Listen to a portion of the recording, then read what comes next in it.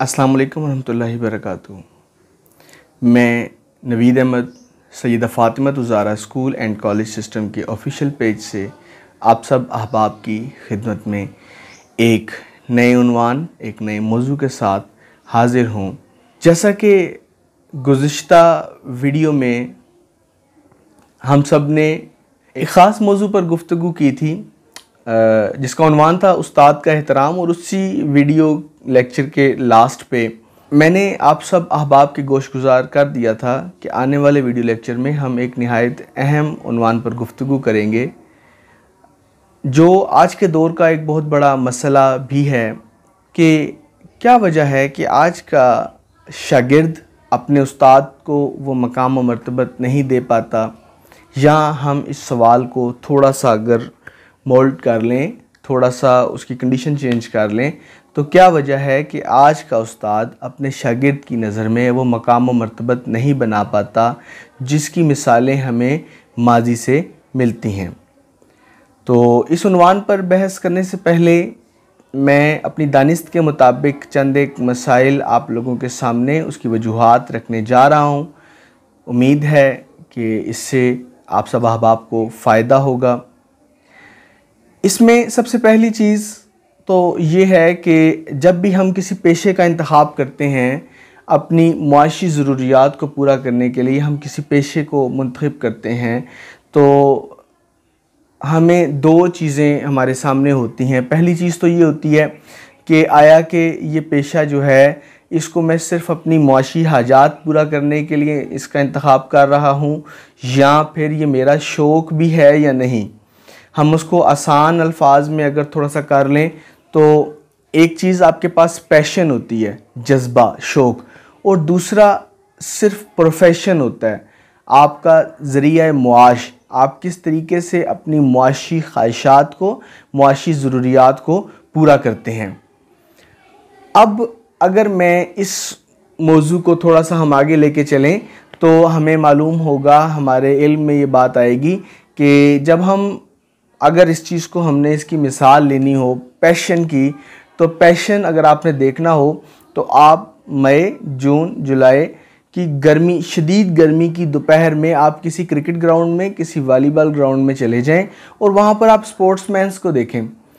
तो वो लड़के, वो स्पोर्ट्स पर्सन्स जो हैं वो शदीद गर्मी के आलम में भी अपना शौक़, अपना वो जज्बा, अपना वो जुनून पूरा करने के लिए धूप में भी खेल रहे होते हैं और उन्हें उस धूप का अंदाज़ा नहीं हो रहा होता।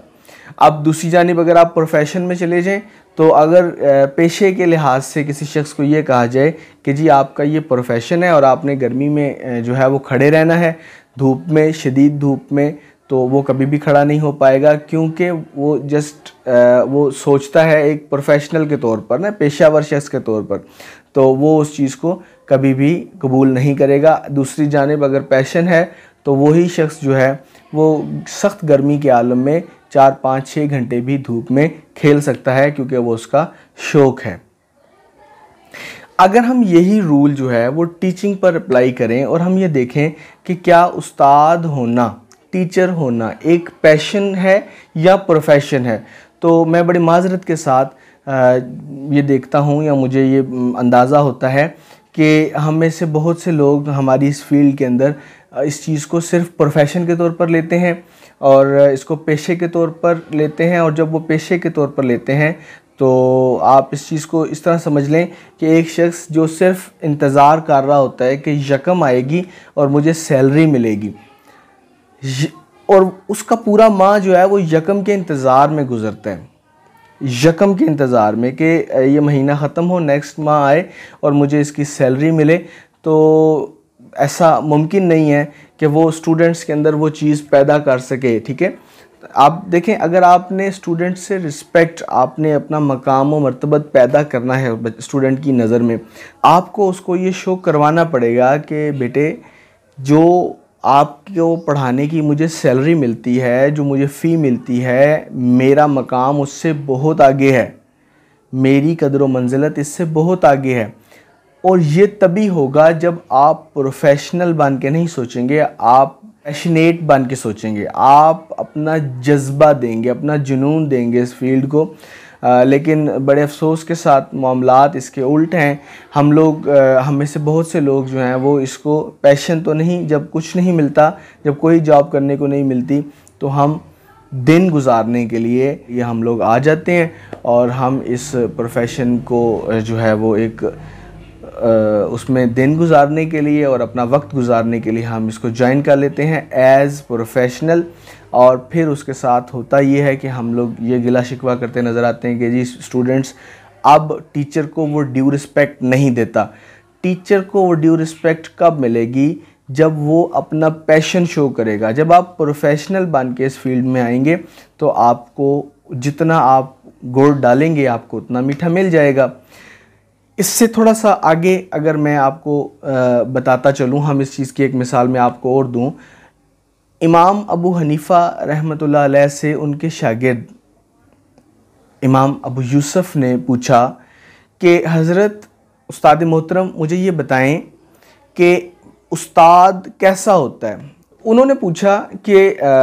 ہم نے اگر پرکھنا ہو کہ اچھا استاد ہم دیکھیں اور ہمیں اندازہ ہو جائے کہ آیا کہ یہ ایک اچھا استاد ہے یا نہیں، تو اس کا کوئی فارمولہ، اس کا کوئی لایا عمل، اس کا کوئی طریقہ کار بتائیں. تو امام ابو حنیفہ رحمۃ اللہ علیہ فرمانے لگے کہ جب استاد پڑھا رہا ہو تو آپ اس کا بغور جائزہ لیں.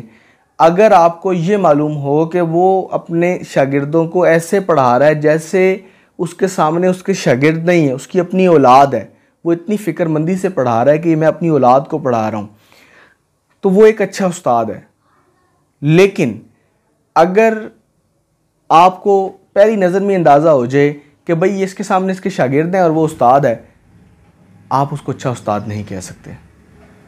اب اس سارے سٹرکچر کو، اس ساری مثال کو آپ آج کے استاد پر امپلائی کریں تو جو شخص یکم کا انتظار کرتا ہے سیلری کے لیے، جو پروفیشنل ہے، پیشہ ور ہے، جس نے اس کو پیشے کے طور پر لیا ہوا ہے، کیا وہ اپنے اس شاگرد کو اپنی اولاد کے طور پر ٹریٹ کرے گا؟ کبھی نہیں کرے گا. اس کو اس شاگرد کے اندر صرف ایک گاہک، ایک کلائنٹ نظر آ رہا ہے. اور جب آپ اپنے شاگرد کو، اپنے اسٹوڈنٹ کو کلائنٹ کے طور پر لیں گے تو 101%، 101% ظاہر سی بات ہے کہ وہ بچہ، وہ شاگرد آپ کو اپنے روحانی باپ کے طور پر کبھی تسلیم نہیں کرے گا. وہ بھی آپ کو دکاندار ہی سمجھے گا اور پھر آپ کی اتنی ہی رسپیکٹ کرے گا جتنی ایک دکاندار کی ہوتی ہے. اس کے بعد استاد کا رویہ، سب سے اہم چیز استاد کا رویہ. اب مسئلہ یہ ہے کہ یہ سارے مسائل سامنے آتے ہیں. استاد کا رویہ جو ہے وہ استاد والا ہونا چاہیے، استادوں والا، ٹیچرز والا رویہ اس کا بیہیویئر ہونا چاہیے. اب ہم سب، میں یہ دیکھتا ہوں چیزیں نظر میں سے گزرتی ہیں، چیزیں ایسی بہت سی کہ ٹیچرز یہ کہہ کے بچے کو، دیکھیں آپ کے پاس اگر اب استاد کا رویہ، جب میں ٹاپک آپ سے ایکسپلین کر رہا ہوں، اس کو ایکسپلین کرنے کا مقصد یہ ہے کہ آپ کے پاس 30 اسٹوڈنٹس کی ایک کلاس ہے، آپ فرض کر لیں، اور ان 30 اسٹوڈنٹس میں سے ممکنہ طور پر 5 سے 10 اسٹوڈنٹ آپ کے پاس اچھے ہوں گے، بریلینٹ ہوں گے، اور 5 سے 10 ایوریج ہوں گے، اور 5 سے 10 جو ہیں وہ سلو لرنر ہوں گے. مسئلہ یہ ہے کہ ہم لوگ سلو لرنر کو ایک ہی بات کہہ کر وہیں پر اس کی صلاحیتیں ختم کر دیتے ہیں بجائے نکھارنے کے کہ تم سے نہیں ہوگا. بریلینٹ شائننگ سٹوڈنٹس اپنا کام ودن فیو منٹس آپ کے سامنے لے آتے ہیں اور اس کے بعد آپ یہ کہہ دیتے ہیں کہ جن سے رہ گیا وہ چھوڑ دیں کیونکہ آپ سے نہیں ہوگا. آپ اس کو بنانے والے ہیں. جب ایک ڈاکٹر ایک مریض کو یہ کہہ دیتا ہے کہ جاؤ تم نہیں بچتے، تو وہ کبھی اس کی اچھی سے اچھی میڈیسن کھا کے بھی وہ ٹھیک نہیں ہوگا، کیونکہ اس ڈاکٹر کا بیہیویئر ڈاکٹرز والا نہیں ہے،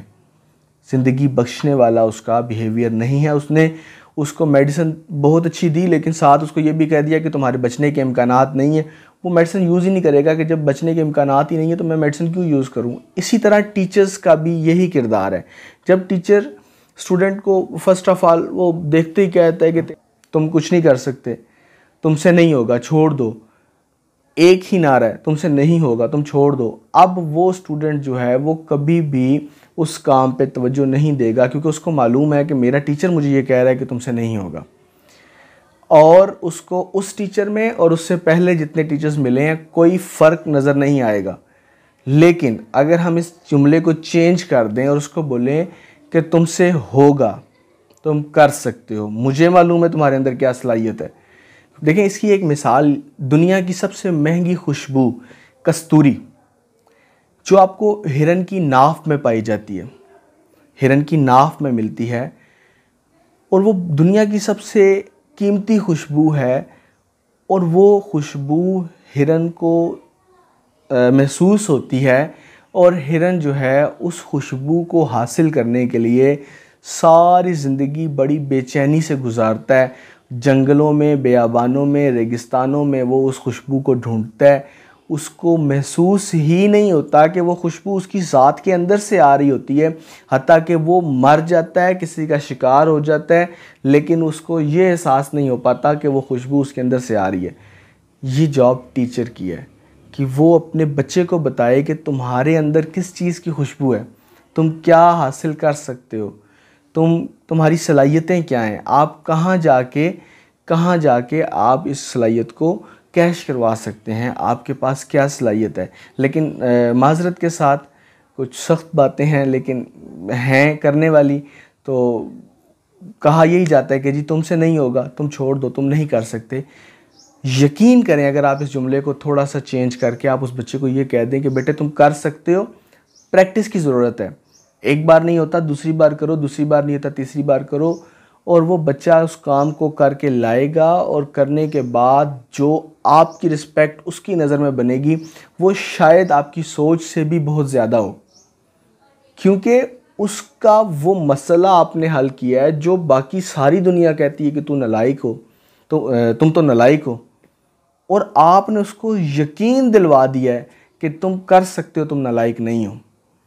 تو ہمیں ایز ٹیچرز ہمیں یہ سٹیپ لینا پڑے گا کہ ہم اس جملے کی نفی کریں کہ تم نہیں کر سکتے, ہم بچوں کو یہ کہنا چھوڑ دیں کہ تم نالائق ہو. تو آئیں آج مل کر یہ عہد کرتے ہیں کہ ہم اس جملے کی جگہ پر بچے کو یہ یقین دلوانے کی کوشش کریں گے کہ تم کر سکتے ہو, تمہارے اندر صلاحیت ہے, اور انشاءاللہ تعالی وہ بچہ کر کے آپ کے سامنے رکھے گا, اور پھر وہ مسئلہ درپیش نہیں ہوگا کہ آپ اپنا مقام و مرتبہ نہیں بنا پائیں. اس کے بعد مقام و مرتبت, معاشرے میں استاد کا مقام و مرتبہ, اس چیز کا ہم بغور جائزہ اگر لیں تو ہمیں یہ محسوس ہوگا, اور یہ بڑی ستم ظریفی ہے کہ وہ پیشہ جو باقی تمام پیشوں کو بناتا ہے ہم اس کو وہ مقام و مرتبہ نہیں دیتے. اس کی سب سے بڑی مثال آپ کے سامنے ہے کہ ہم لوگ کسی بھی شعبے کے, کسی بھی پیشے کے شخص کو ہم بڑی رسپیکٹ دیں گے, لیکن جب ٹیچرز کی باری آتی ہے تو وہ رسپیکٹ نہیں دی جاتی پیرنٹس کی جانب سے بھی, یہ نہایت افسوس کے ساتھ. اور دوسرا سب سے بڑی بات یہ کہ ٹیچر خود بھی, دیکھیں کہنے کو تو ہم سب اس چیز کو مانتے ہیں کہ پیغمبری پیشہ ہے, لیکن صرف کہنے کی حد تک. ٹیچر خود بھی اس چیز کو وہ ایڈمٹ نہیں کرتا, صرف مانتا ہے, زبانی طور پر کہنے کو یہ ضرور مانتا ہے کہ جی پیغمبری پیشہ ہے, لیکن اس کو خود بھی اس چیز کا اندازہ نہیں ہے کہ وہ کتنی بڑی جاب کر رہا ہے, اور کتنا بڑا کام کر رہا ہے, اور کتنی بڑی ڈیوٹی جو ہے وہ اس کے سر پر اللہ تعالیٰ کی ذات نے اس کی ذمہ داری کتنی بڑی اللہ تعالیٰ کی ذات نے اس کو دے دی ہے. کہ دیکھیں ایسا ہے کہ ساری دنیا اپنے ہاتھ پر صرف اپنی تقدیر لے کے آتی ہے, ساری دنیا اپنے ہاتھ پر اپنی تقدیر, لیکن اللہ تعالیٰ کی ذات اس کائنات میں کچھ لوگ ایسے پیدا کرتی ہے جن کے ہاتھ پر ان کی تقدیر کے ساتھ اقوام کی تقدیریں لکھی ہوتی ہیں, پوری سوسائٹی کی, پورے معاشرے کی تقدیر اللہ تعالیٰ کی ذات اسے ایک ہاتھ پہ لکھ کے بھیج دیتی ہے, اور ٹیچرز بھی انہی لوگوں میں شمار ہوتے ہیں. آپ اس کی مثال قائد اعظم رحمۃ اللہ علیہ سے لے سکتے ہیں کہ ان کی تقدیر میں یہ چیز لکھی ہوئی تھی کہ ان کی جدوجہد کے بعد برصغیر کے مسلمانوں کو آزادی نصیب ہوگی. تو اگر ہم ٹیچرز کو اس چیز کا علم ہو جائے, اندازہ ہو جائے کہ ہمارا معاشرے میں ہمارا مقام و مرتبہ کیا ہے, اور ہم ہمارے ذمہ اللہ تعالیٰ کی ذات نے ڈیوٹیز ہمارے ذمہ کیا ذمہ داریاں لگا دی ہیں, تو ہم اپنا مقام و مرتبہ سمجھیں. آپ گھوڑے کی مثال دی جاتی ہے کہ گھوڑے کو خود بھی اندازہ نہیں ہے کہ اللہ تعالیٰ کی ذات نے اس کے اندر کتنی طاقت رکھی ہوئی ہے. اور وہی گھوڑا اس کو اس کی طاقت کا اندازہ، اس کی طاقت کا قیامت والے دن بتایا جائے گا کہ تمہارے اندر اتنی طاقت رکھی گئی تھی، تو وہ نادم ہوگا اس پر، اس کو ندامت ہوگی کہ میں ساری زندگی کیا کرتا رہا، حالانکہ میں بہت کچھ کر سکتا تھا۔ اسی طرح ٹیچرز، ہم لوگ کہنے کو تو کہہ دیتے ہیں کہ ہم جی پیغمبری پیشے سے منسلک ہیں، لیکن ہمیں یہ بھی سوچنے کی ضرورت ہے کہ کیا ہم اس پیغمبری پیشے کا حق ادا کر رہے ہیں؟ کیا یہ نہ ہو کہ بروز قیامت ہم سے سوال ہو اور پھر ہمیں ندامت ہو، ہمیں اندازہ ہی نہ ہو کہ ہمارے اندر کتنی پاور تھی، ہم کیا کچھ کر سکتے تھے، لیکن ہم صرف یکم کا انتظار کرتے کرتے کرتے کرتے ساری زندگی گزار آئے ہیں۔ افسوس ہے اس شخص پہ، آپ اس کو اس طرح لے لیں، افسوس ہے اس شخص پہ کہ جس کے اس دنیا میں آنے سے اور پھر واپس جانے سے کوئی فرق ہی نہ پڑے، کوئی ہنگامہ بپا نہ ہو، جبکہ وہ منسلک ہو پیغمبری پیشے سے۔ ہم لوگوں کو ضرورت اس امر کی ہے کہ ہم سب بینگ اے ٹیچرز، ہم سب جو ہیں وہ اپنے مقام و مرتبے کو سمجھیں، اپنے فرائض کو سمجھیں، اپنی ذمہ داریوں کو سمجھیں جو اللہ تعالیٰ کی بارگاہ سے ہمارے ذمہ لگائی گئی ہیں۔ اس کے بعد ہم لوگ معاشرتی طور پر دیکھتے ہیں اس چیز کو۔ معاشرتی طور پر مسئلہ یہ ہے کہ ہمارے اسٹوڈنٹس کے جو پیرنٹس ہوتے ہیں، جب ہم خود اپنا مقام و مرتبہ نہیں سمجھ پاتے، ہمیں خود اندازہ نہیں ہوتا کہ ہمارے اندر کتنی پاور ہے، ہم کیا کام کر سکتے ہیں، ہمارے ذمہ اللہ تعالیٰ کی ذات نے کیا ذمہ داریاں لگائی ہیں اور ہم کرنے کو ہم کیا کیا کر سکتے ہیں، جب ہم اس چیز کا اندازہ نہیں کرتے، تو جب ہم اپنی رسپیکٹ، جو شخص اپنی رسپیکٹ خود نہیں کرتا، سوسائٹی کبھی اس کی رسپیکٹ نہیں کرتی۔ جب ہم ایز ٹیچر اپنی رسپیکٹ خود نہیں کرتے، ہم اپنے آپ کو رسپیکٹیبل سمجھتے ہی نہیں ہیں، تو پیرنٹس کا بھی رویہ ہمارے ساتھ پھر ایسے ہی ہوتا ہے۔ پھر یہ بھی ایک بہت ستم ظریفی ہے ہمارے اس سوسائٹی کی کہ ہم ہر شخص کو رسپیکٹ دیتے ہیں سوائے اپنے بچوں کے ٹیچرز کے۔ ہم بچوں کے سامنے ٹیچرز کو بائی نیم بلاتے ہیں، جیسے میرا نام نوید ہے، تو گھر میں جو ہے وہ پیرنٹس جو ہیں وہ بچوں کے سامنے بولیں گے نوید نے یہ کہا، نوید نے تمہیں ڈانٹا۔ اب بچہ اسکول میں مجھے یا کسی اپنے ٹیچر کو جب 6 7 8 گھنٹے سر مس میم کہتا ہے اور گھر جا کے وہ ڈائریکٹ نام سنتا ہے، تو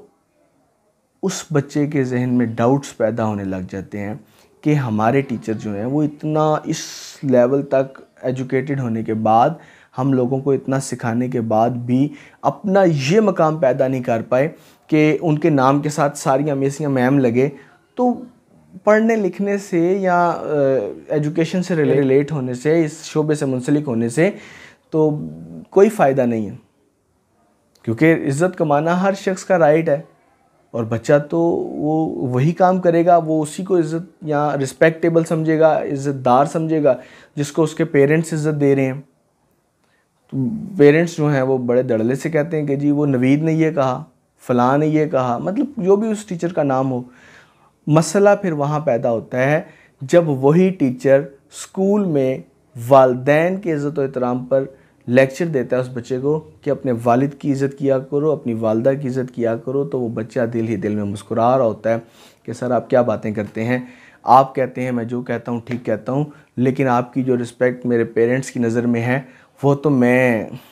ڈیلی دیکھتا ہوں، اور وہ آپ کی جتنی کرتے ہیں وہ مجھے پتہ ہے، تو آپ کی تو بات کی ورتھ ہی نہیں ہے۔ اب آپ کہہ رہے ہیں میرے پیرنٹس عزت دار ہیں، آپ کی بات کی ورتھ ہی نہیں، تو میں اپنے پیرنٹس کی رسپیکٹ کیوں کروں؟ کیونکہ استاد نے ایک خاص عرصے تک شاگرد کے ساتھ رہنا ہے۔ اب اس کی کئی باتیں، جب وہ بچہ ان باتوں کو اہمیت ہی نہیں دے گا، کیونکہ وہ تو اس کی تو گروتھ، اس کی نشو و نما مائنڈ کی گھر سے ہو رہی ہے، پیرنٹس اس کو کہتے ہیں جی نوید نے یہ کیا کیا۔ اب مسئلہ یہاں پیدا ہوگا کہ بچہ استاد کی اس بات کو بھی ماننے سے انکار کر دے گا جو استاد گھر والوں کے حق میں کر رہا ہوگا، اور اس کا خمیازہ پیرنٹس کو بھگتنا پڑے گا۔ وہ جو بیج آپ نے آہستہ آہستہ کر کے کاشت کیا، وہ جو زہر اس بچے میں منتقل کیا، وہ آخر میں آپ کو ہی اس کے سائے میں بیٹھنا پڑے گا، اس کی تاثیر آپ تک ہی پہنچے گی۔ تو بطور معاشرہ ہم لوگوں کو اپنے اساتذہ کا احترام کرنا چاہیے، اگر ہم بینگ اے پیرنٹس ہم اس چیز کو دیکھیں تو میں اگر اپنے بچوں میں اپنی فیملی میں بیٹھا ہوں تو میں جب بھی اپنے ٹیچر کا ذکر کروں تو باادب ہو کر کرنا چاہیے، تاکہ ان بچوں کو اس چیز کا احساس ہو کہ میرے والدین اپنے اساتذہ کا اتنا احترام کرتے ہیں، ہم نے بھی کرنا ہے۔ نہ کہ یہ کہ میں اپنے ٹیچرز کا بھی ذکر جو ہے وہ بڑے بے ڈھنگے انداز میں کروں، بے ادب انداز میں کروں، اور ان بچوں کے ٹیچرز کا بھی اسی طرح کروں، تو اس کے بعد وہ جو فصل میں کاشت کر رہا ہوں اس کی کٹائی مجھے ہی کرنی پڑے گی، اور وہ سارے مسائل مصیبتیں میرا سامنا کر رہے ہوں گے۔ تو ضرورت اس امر کی ہے کہ بینگ ٹیچرز، اگر ہم ٹیچرز بن کے سوچیں تو بینگ اے ٹیچرز ہم لوگوں کو اپنا مقام و مرتبہ سمجھنا چاہیے، اس شعبے سے منسلک ہو کر اس کی ویلیوز، ہمارے ذمے جو ذمہ داریاں ہیں، جو فرائض ہیں، ان کو صحیح طریقے سے انجام دینا، اس کے بعد ان کو سمجھنا اور اس شعبے کا مقام و مرتبہ سمجھنا، یہ ہمارے لیے بہت ضروری ہے۔ اپنا مقام و مرتبہ سمجھنا بہت ضروری ہے۔ اور اگر ہم بینگ پیرنٹس دیکھیں تو ہم لوگوں کو ضرورت یہ ہے کہ ضرورت اس امر کی ہے کہ ہم اپنے بچوں میں اس چیز کو منتقل کریں کہ بیٹے آپ کی زندگی میں سب سے زیادہ اہم شخص آپ کا استاد ہے، اور وہ بہت قابل عزت ہے، قابل احترام ہے۔ اسی طرح اسٹوڈنٹس جو ہیں جب وہ ٹیچر کی زبان سے والدین کے احترام پر لیکچر سنیں گے، پھر ان کو یقین ہوگا کہ سب سے قابل احترام شخص میرا ٹیچر کہہ رہا ہے کہ تم نے رسپیکٹ کرنی ہے، ادب کرنا ہے، خدمت کرنی ہے اپنے والدین کی، کیونکہ میں بھی کر کے یہاں تک پہنچا ہوں۔ تو وہ سمجھ جائیں گے کہ جی اگر کامیاب ہونا ہے استاد کی طرح تو پھر وہ کام کرنے پڑیں گے جو استاد نے کیے ہیں، اور استاد صاحب کہہ رہے ہیں کہ میں والدین کی خدمت کر کے ان کی دعائیں لے کے یہاں تک پہنچا ہوں، تو وہ بچہ یقینی طور پر گھر جا کر اپنے والدین کی خدمت بھی کرے گا، ان کی دعائیں بھی لے گا، اور ان کی دعاؤں کا طلبگار بھی ہوگا۔ اگر آپ یہ ایسا کریں گے تو امید واسق ہے کہ آنے والی نسلیں ایک اچھی تربیت کے ساتھ اس دنیا میں پاکستان کا نام روشن کریں گی، اور ایک اچھے اور مثبت معاشرے کے طور پر ہم اس دنیا میں نمودار ہوں گے۔ یہ میری جانب سے چھوٹی سی کاوش تھی۔ اگر آپ کو لگے کہ ان باتوں سے آپ کو کچھ فائدہ پہنچا تو مجھے کمنٹ سیکشن میں ضرور آگاہ کریں۔ اللہ میرا اور آپ سب کا حامی و ناصر ہو۔ السلام علیکم ورحمۃ اللہ وبرکاتہ۔